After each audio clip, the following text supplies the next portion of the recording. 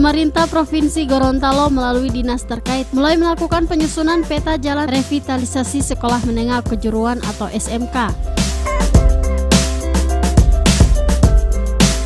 Penyusunan peta jalan revitalisasi SMK tersebut digelar dalam bentuk kegiatan kelompok diskusi terpumpun yang berlangsung di salah satu hotel dan dibuka dengan resmi oleh pejabat Sekda Provinsi Gorontalo Dr. Andes Haji Anis Naki MM.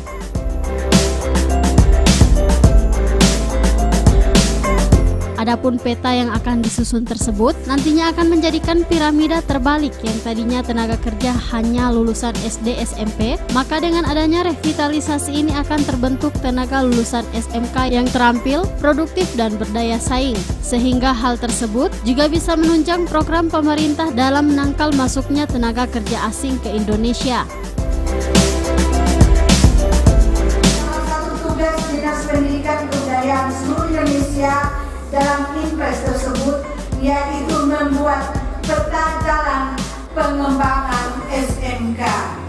Dengan membuat peta jalan SMK, maka kita akan menjadikan piramida terbalik yang tadinya tenaga kerja kita hanya lulusan SD dan SMP, maka akan terbentuk tenaga kerja lulusan SMK yang tampil, produktivitas dan berdaya saing.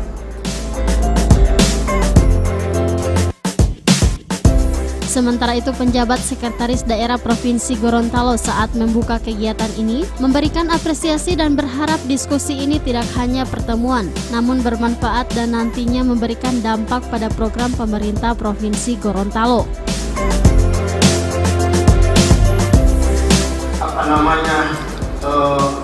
Meningkatnya anak-anak yang jumlah penerimaan peserta didik baru PPDB tahun 2018-19 untuk SMK di Provinsi Gorontalo itu menunjukkan bahwa perkembangan secara kuantitas dari SMK di Provinsi Gorontalo sangat tinggi. Nah, oleh sebab itu pada kesempatan diskusi ini, tentu saja pemerintah provinsi mengapresiasi, memberi penghargaan yang tinggi, agar nanti diskusi ini mampu menghasilkan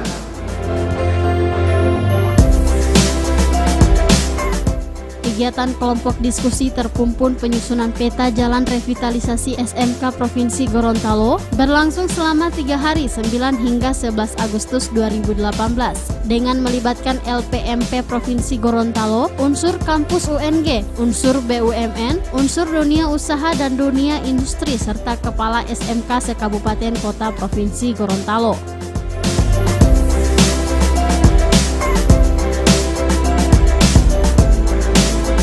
Liputan Advertorial Mimosa TV.